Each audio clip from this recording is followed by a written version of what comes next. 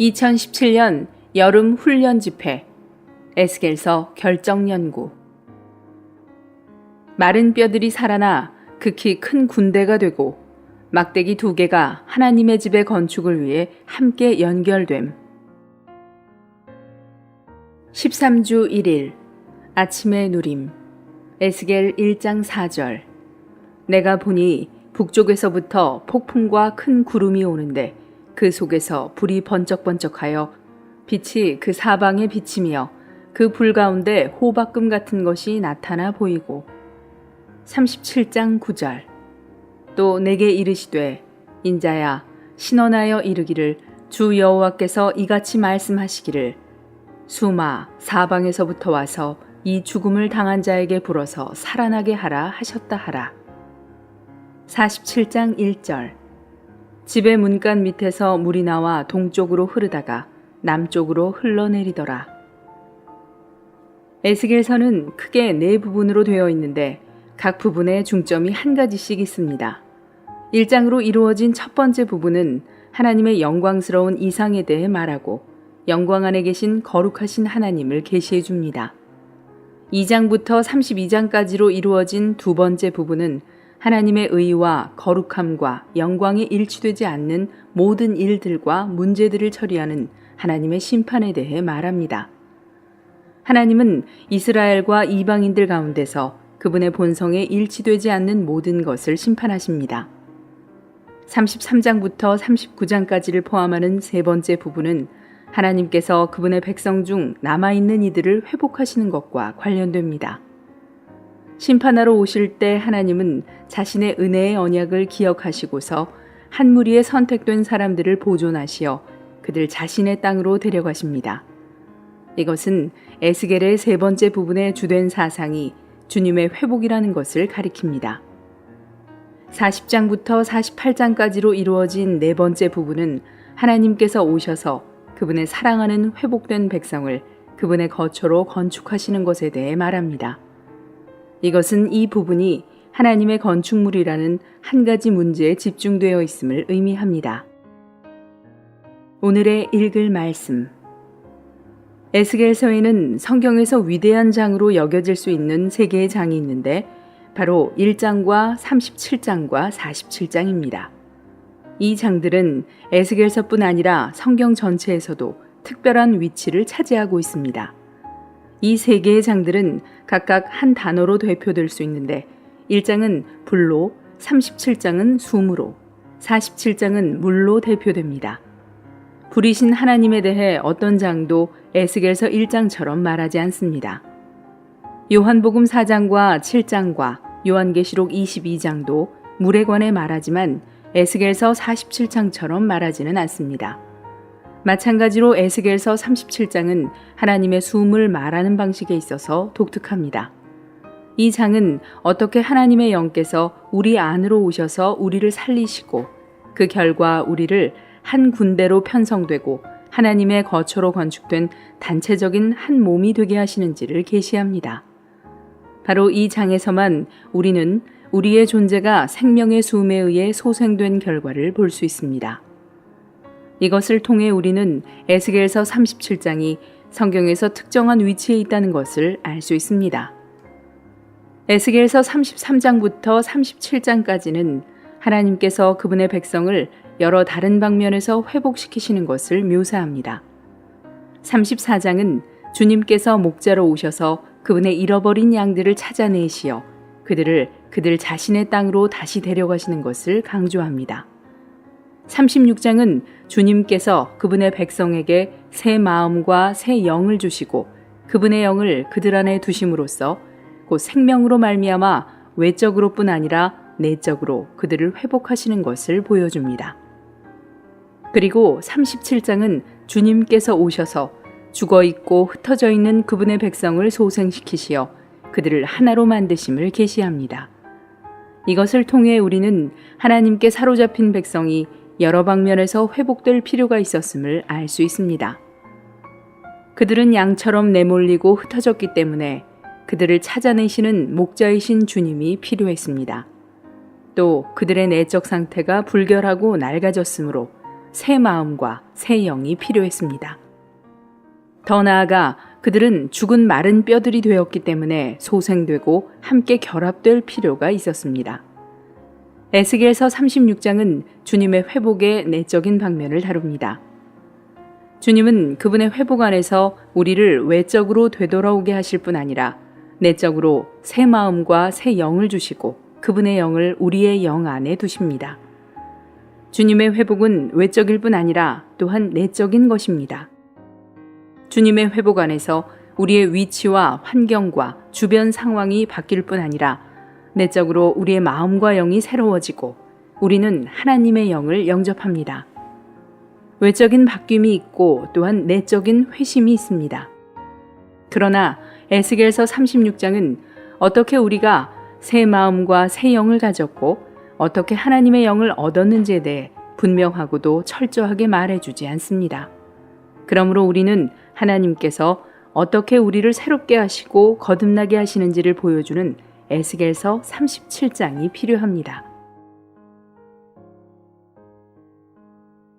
13주 2일 아침의 누림 에스겔 37장 12절 13절 그러므로 너는 신원하여 그들에게 이르기를 주 여호와께서 이같이 말씀하시기를 내 백성들아 내가 너희 무덤을 열고 너희로 거기에서 나오게 하고 이스라엘 땅으로 들어가게 하리라.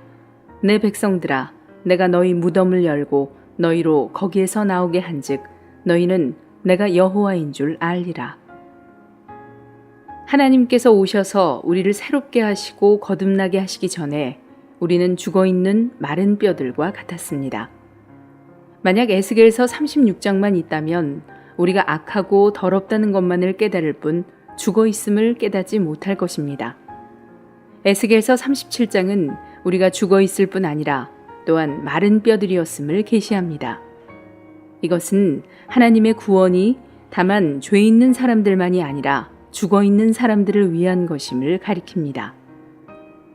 우리가 죄인이었을 때나 물러난 믿는 이였을 때나 타락한 상태에 있었을 때 하나님께서 보시기에 우리는 죽어 있었고 무덤에 묻혀 있었습니다.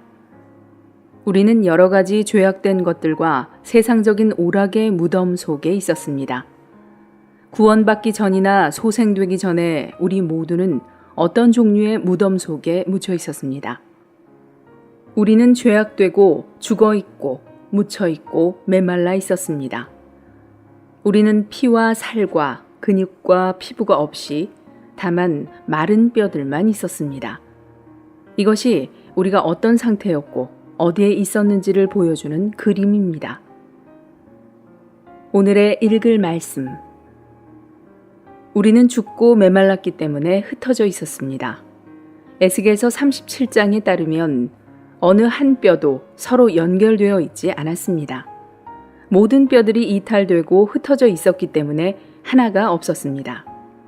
우리가 구원받지 못한 죄인이었든 뒤로 물러난 믿는 이였든 이것이 우리의 상황이었습니다. 오늘날 많은 그리스도인들이 교파들과 분파들과 분열들과 독립단체들과 여러 운동들이라는 무덤들 속에 매장되어 있습니다. 모든 교파와 분파와 단체와 운동이 무덤들입니다. 이전에 우리는 그러한 무덤 속에서 죽고 마르고 흩어지고 이탈해 있었고 누구와도 연결되어 있지 않았다는 것을 많은 이들이 증언할 수 있을 것입니다. 에스겔서 37장 11절부터 13절까지는 이렇게 말합니다. 또 내게 이르시되 인자야 이 뼈들은 이스라엘 온 족속이라. 그들이 이르기를 우리의 뼈들이 말랐고 우리의 소망이 없어졌으니 우리는 다 멸절되었다 하느니라.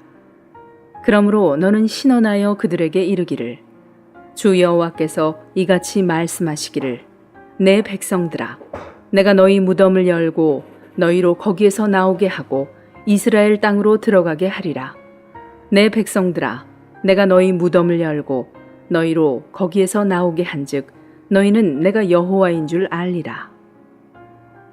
믿지 않는 죄인들이 무덤에서 구출되어야 할 뿐 아니라 심지어 많은 형제자매들도 소생되고 죽음과 그들의 무덤으로부터 구출될 필요가 있습니다. 어떤 성도들은 타락하고 황폐하게 되어 지금 그들의 무덤 속에 갇혀 있습니다. 나는 무엇 때문에 여러분이 죽임을 당했는지, 여러분이 어떤 종류의 무덤에 갇혀 있는지 모릅니다. 그러나 하나님의 바람이 여러분에게 불고 하나님의 빛이 여러분 속을 비추며 하나님의 생명이 여러분 속에서 운행함으로 여러분의 무덤을 열어주고 여러분을 이 무덤에서 나와 소생되게 해주기를 바랍니다. 성경은 주님께서 죽은 사람들의 구주이심을 계시합니다.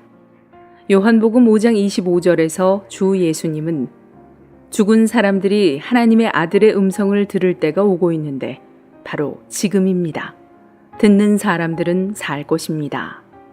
라고 말씀하십니다. 에스겔서 37장에서 하나님은 병든 사람들이 아닌 죽은 사람들에게 말씀하고 계십니다. 우리가 죽어 있다는 것과 우리를 소생시키는 주님이 필요하다는 것을 깨닫는 것은 축복입니다. 이 장에서 하나님의 말씀은 병든 사람을 건강하게 하는 것도 아니고 악한 사람을 선한 사람이 되게 하는 것도 아닙니다. 여기서 하나님의 말씀은 죽은 사람을 살아있는 사람이 되게 하는 것입니다. 나는 많은 이들이 자신을 주님 앞에 낮추고 다음과 같이 기도하기를 소망합니다. 주님, 제가 병들고 죄악되다는 것을 자백할 뿐 아니라 죽어 있다는 것을 인정합니다. 저의 마음과 영은 죽어 있습니다. 주님, 저는 완전히 죽어 있고 말라 있습니다. 저는 죽어 있는 마른 뼈 더미와 같습니다. 오, 주님, 당신의 생명이 제 안에 들어오는 것이 필요합니다. 제가 살아날 수 있도록 주님께서 생명의 수음을 제 안으로 불어넣으시는 것이 필요합니다. 주님을 찬양합시다. 주님은 우리를 우리의 상황 속에 내버려 두지 않으시고 우리를 구출하러 오셨습니다. 그러나 주님은 우리에게 오셔서 곧장 목자가 되시는 것이 아니라 에스겔서 37장에서처럼 그분의 말씀을 신원하시는 것을 통해 우리에게 오십니다. 13주 3일 아침의 누림 에스겔 37장 4절 5절 또 내게 이르시되 너는 이 모든 뼈에게 신원하여 이르기를 너희 마른 뼈들아 여호와의 말씀을 들을지어다. 주 여호와께서 이 뼈들에게 이같이 말씀하시기를 내가 숨을 너희에게 들어가게 하리니 너희가 살아나리라. 10절 이에 내가 그 명령대로 신원하였더니 숨이 그들에게 들어가매 그들이 곧 살아나서 일어나 서는데 극히 큰 군대더라. 많은 그리스도인들이 신원에 대해 잘못된 이해를 갖고 있습니다. 그들은 신원하는 것을 단지 예언하는 것이라고 생각합니다. 그러나 에스겔서 37장에는 예언이 거의 없습니다. 그보다 여기서 신원하는 것은 무엇을 선포하거나 말해내는 문제입니다. 이것은 37장에서 신원이 예언이 아니라 주로 말해내는 것, 즉 어떤 종류의 선포임을 뜻합니다. 주님께서 에스겔에게 신원하라고 하셨을 때 그분은 에스겔이 말해내야 함을 뜻하신 것입니다. 주님은 에스겔이 신원할 때 숨과 바람을 보내시겠다고 말씀하셨습니다. 에스겔이 말해냈을 때 하나님은 그 영을 사람들에게 주셨습니다. 이것을 통해 우리는 신원의 주된 의미는 예언이 아니라 주님을 위해 무언가를 말해내는 것임을 분명히 알 수 있습니다. 또 다른 그리스도인들은 신원하는 것을 가르치는 것이라고 생각합니다. 그러나 마른 뼈들에게 아무리 많이 가르친다 해도 그들은 마른 뼈인 채로 남아 있습니다.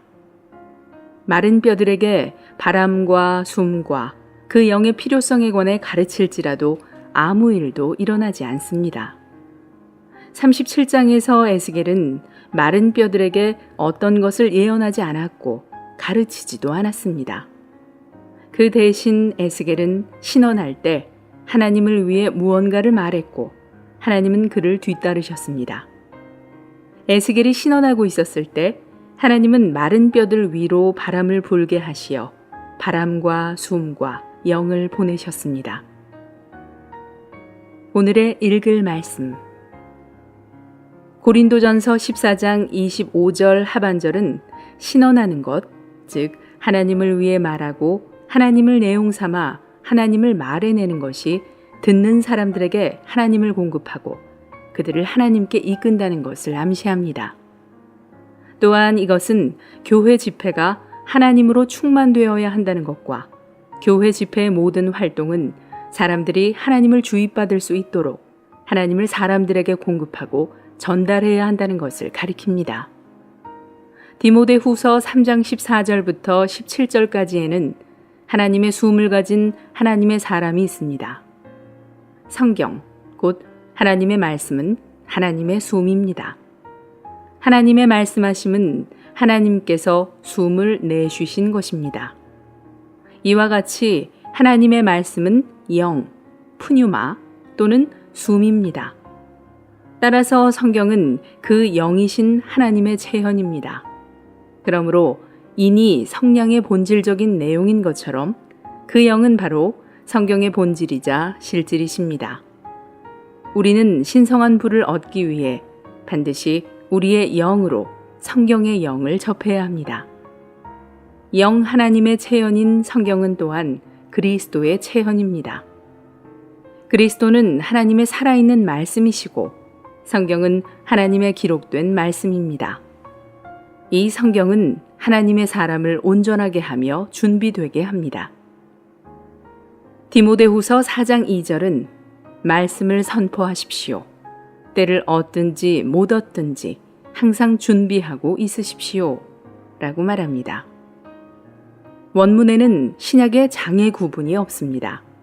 그러므로 4장 1절과 2절은 3장 14절부터 17절까지의 연속입니다.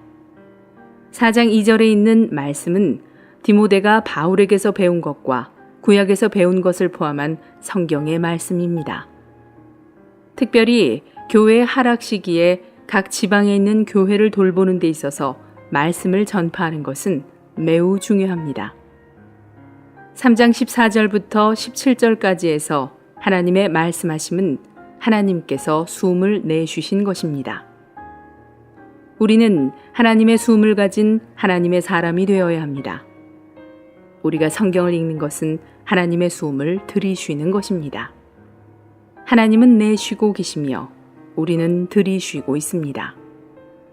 그럴 때 우리는 때를 얻든지 못 얻든지 능히 복음을 전파할 수 있습니다. 우리의 복음 전파는 숨을 내쉬는 것입니다. 우리는 오늘날의 디모데들, 곧 모든 진리의 풍부한 예치금을 신실한 사람들에게 맡기라는 명령을 받은 사람들이 되어야 합니다. 우리는 신실한 사람들로 하여금 말씀을 유능하게 전할 수 있는 사람이 되게 해야 합니다. 그럴 때 그들은 때를 얻든지 못 얻든지 언제 어디서나 진리를 말할 것입니다. 이것이 우리의 하늘에 속한 호흡입니다. 매일 우리는 하나님의 숨을 들이쉬고 말함으로써 내쉬어야 합니다. 13주 4일 아침의 누림. 고린도전서 14장 3절 4절. 그러나 신원하는 사람은 사람들에게 건축하고 격려하며 위로하는 말을 합니다. 다른 언어로 말하는 사람은 자신을 건축하지만 신원하는 사람은 교회를 건축합니다. 31절. 왜냐하면 여러분 모두가 한 사람씩 신원할 수 있는데 이렇게 함으로써 모든 사람이 배우고 모든 사람이 격려를 받게 되기 때문입니다. 예표의 시대에 이기는 이들은 신원자들이었습니다. 신원자들은 먼저 하나님의 신탁의 말씀을 맡았습니다. 그들이 맡은 신탁의 말씀에 근거하여 그들은 어느 정도 하나님의 권위를 행사하였습니다. 요한계시록 2장과 3장에 나오는 이기는 이들은 신원자들의 예표의 성취입니다. 그러므로 사도 바울은 교회가 어떻게 집회를 해야 하는지에 관해 이야기할 때 신원을 강조하며 높였습니다. 신원하는 것은 여러분을 이기는 이로 만듭니다. 그리스도를 사람들 안으로 말하는 것이 바로 신원하는 것입니다. 신원하는 것은 이기는 이들의 기능입니다. 오늘의 읽을 말씀. 에스겔서 37장에서 세 가지, 곧 바람과 숨과 영은 신원하는 것과 관계가 있습니다. 비록 한국어에서는 이들이 서로 다른 단어이지만 히브리어로는 오직 한 단어 루아흐입니다. 구절은 바람이라는 말과 숨이라는 말을 사용하지만 히브리어 성경에서 이 둘은 똑같은 단어 루하흐입니다. 14절에는 영이 있지만 이것 또한 루아흐의 번역입니다. 번역자들은 이 구절들에서 루아흐를 어떻게 번역할지를 결정하기 어려워합니다.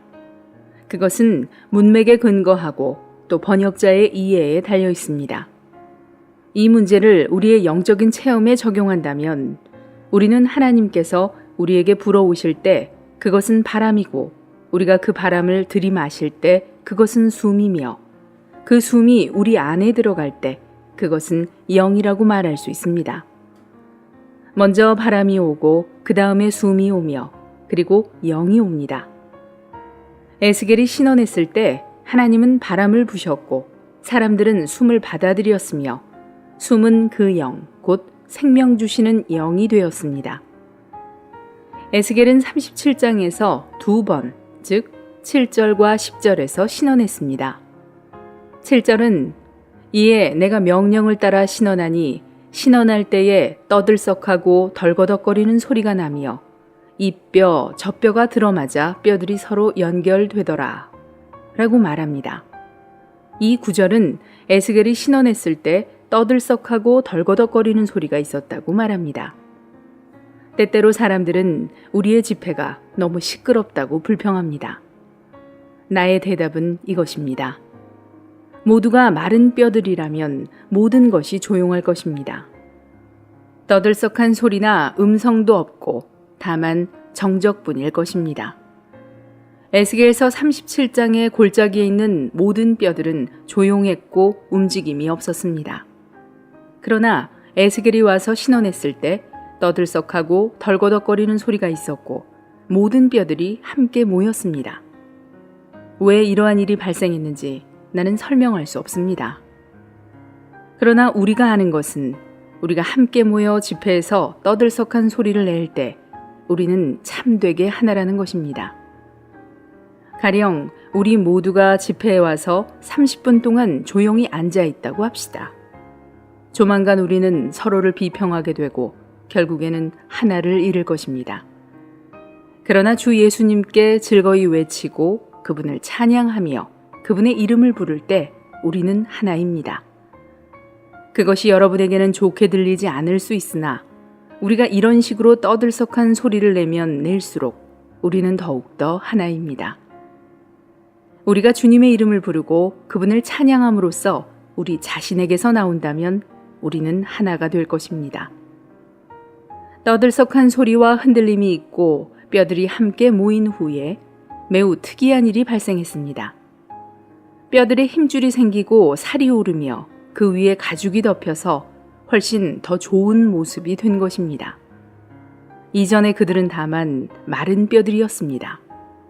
그러나 지금은 각 부분들이 모아지고 연결되고 결합되어 생명이 없는 몸이 되었습니다. 몸에 숨이 없었기 때문에 생명이 없었습니다. 에스겔서 37장 8절의 묘사를 우리의 체험에 적용할 수 있습니다. 마른 뼈들은 반드시 함께 모여야 합니다. 그럴 때 숨이 그 안으로 들어갈 것입니다. 우리가 함께 모이지 않는다면 하나님의 숨을 갖지 못할 것입니다. 함께 모이기 위해 하나님의 숨을 받을 때까지 기다릴 필요가 없습니다. 오히려 우리는 먼저 떠들썩한 소리와 덜거덕거리는 소리를 가지며 함께 모여야 합니다. 그러면 하나님의 숨이 우리 위에 불어올 것입니다.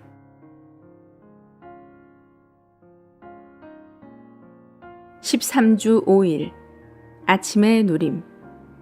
에스겔 37장 9절 10절. 또 내게 이르시되 인자야 너는 바람을 향하여 신원하라.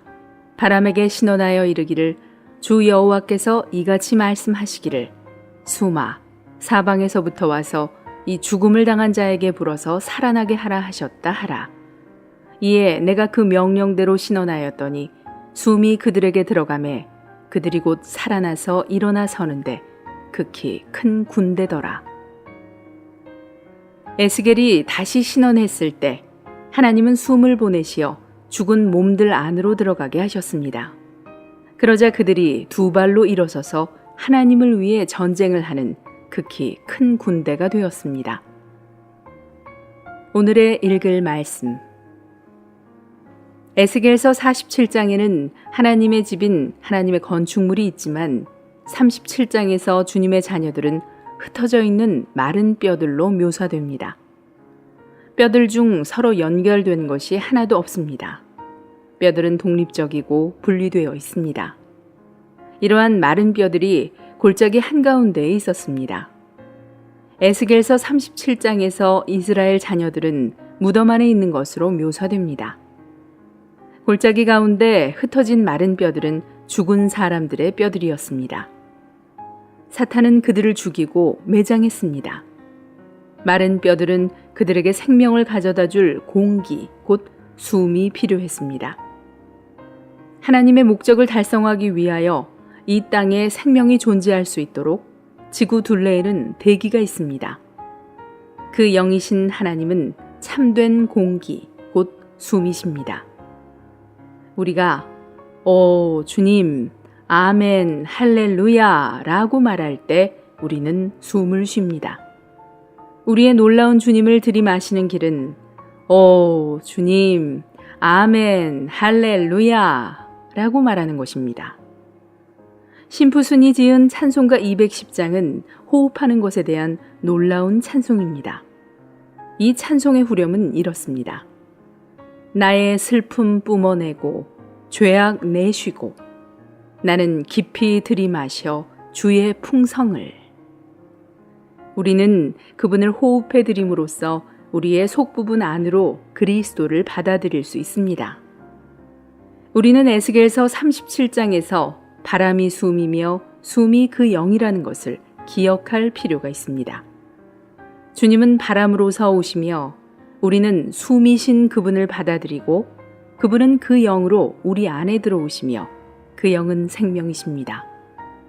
그 영께서 오시기 전에 우리는 마른 뼈들이었습니다. 우리는 죽고 말랐을 뿐만 아니라 무덤과 골짜기 속에 장사되었습니다.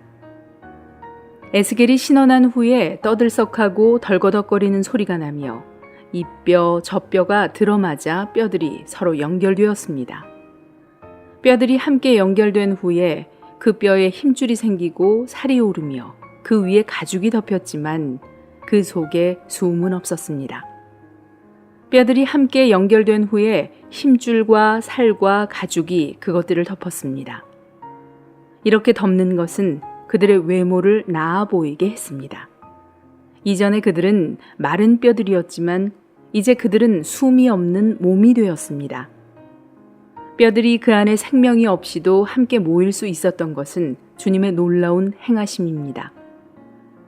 우리는 에스겔서 37장을 영적인 방식으로 해석해야 합니다. 하나님께서 우리를 새롭게 하시고 거듭나게 하시기 위해 오시기 전에 우리는 죽어있는 마른 뼈들과 같았습니다. 하나님의 구원은 죄 있는 사람들을 위한 것일 뿐만 아니라 죽은 사람들을 위한 것입니다. 우리는 죽어있고 메말라 있었기 때문에 또한 우리는 흩어져 있었고 떨어져 있었으며 어떤 사람과도 연결되어 있지 않았습니다. 주님은 그분의 말씀을 신원하시는 것을 통해 우리를 구출하시려고 오셨습니다. 에스겔이 신원했을 때 뼈들이 함께 모였고 힘줄과 살과 가죽이 뼈들을 덮었습니다. 이 뼈들은 생명의 숨이 그들 안에 들어올 수 있도록 더 전진된 신원이 필요했습니다.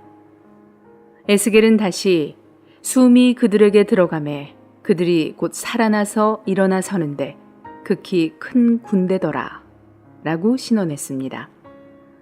뼈들은 먼저 몸이 되었습니다. 그 후 숨이 뼈들 속으로 들어가서 그들이 살아나게 되었습니다. 그들이 섰을 때 그들은 하나님을 위하여 전투를 할 수 있는 극히 큰 군대가 되었습니다. 뼈들은 전투를 하는 군대가 되며 결국에는 하나님을 표현하기 위해 하나님께서 거주하시기 위한 거처가 됩니다. 군대는 하나님의 대적을 처리하기 위한 통치권을 위해 있으며 거처는 하나님의 표현, 형상을 위해 있습니다. 우리가 그 영을 들이쉬임으로 말미암아 하나님은 표현되시며 그분의 대적은 처리됩니다.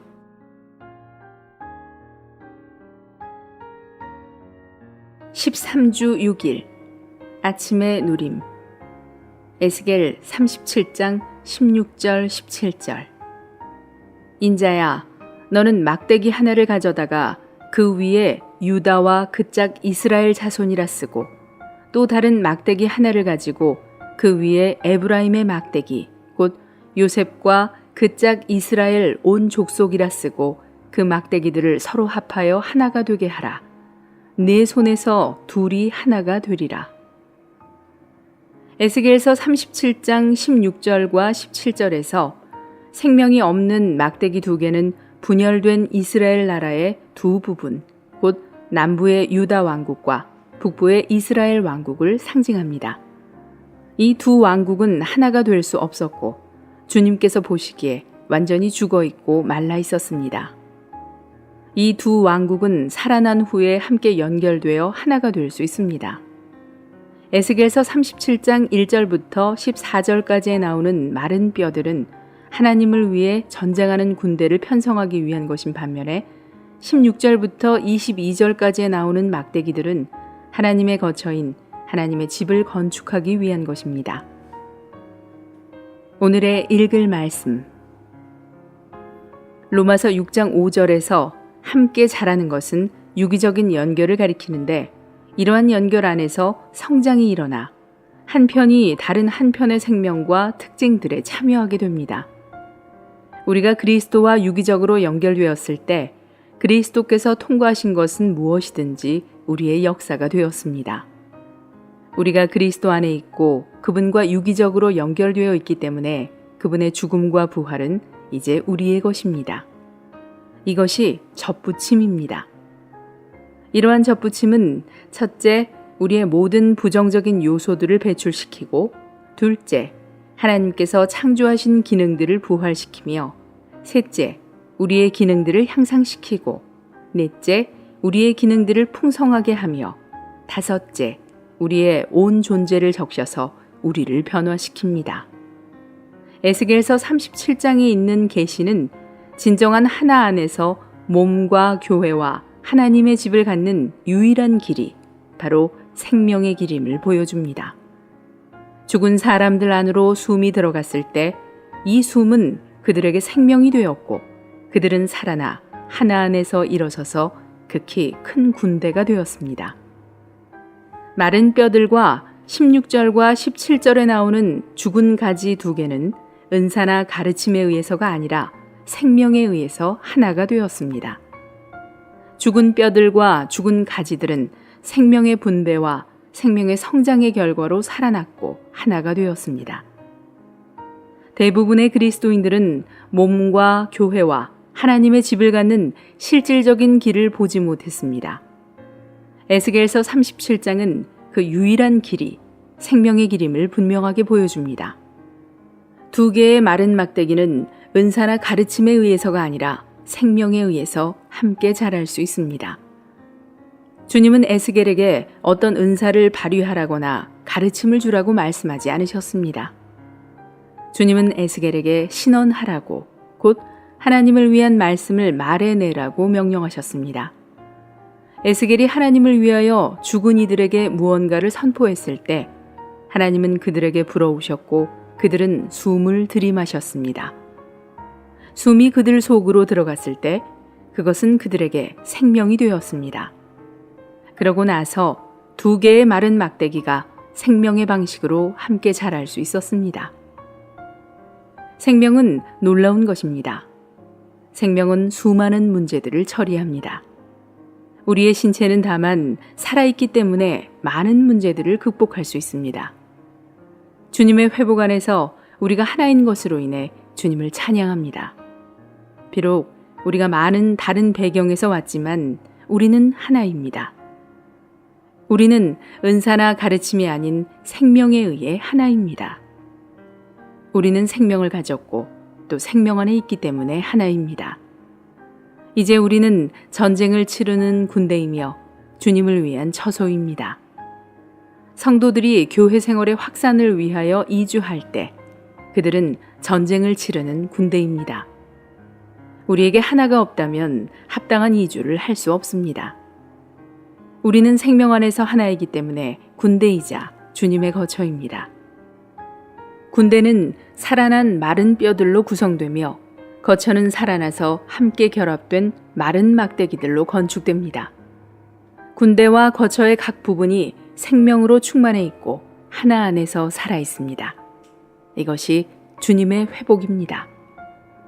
우리가 하나인 한 주님께서 우리를 위해 전쟁을 치르실 것입니다. 하나님께서 모든 대적을 심판하실 때에만 비로소 그분의 백성이 두려움 없이 평안히 거할 것입니다.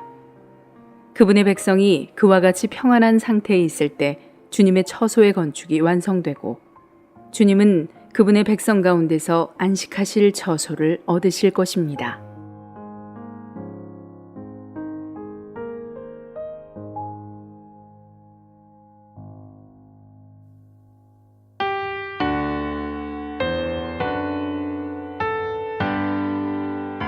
침체된 내 영에 생기를 불어서 근심과 사망이 이기고 부흥케 하소서. 새 힘을 얻도록 생기를 불어서 피곤함 이겨 날개로 날게 하옵소서. 안식을 얻도록 생기를 불어서 영 안에서 주의 지혜 기쁘게 하소서. 주 충만 되도록 생기를 불어서 뜻 세울 때나 행할 때 날 벗게 하소서. 몸 안에 살도록 생기를 불어서 영원토록 성도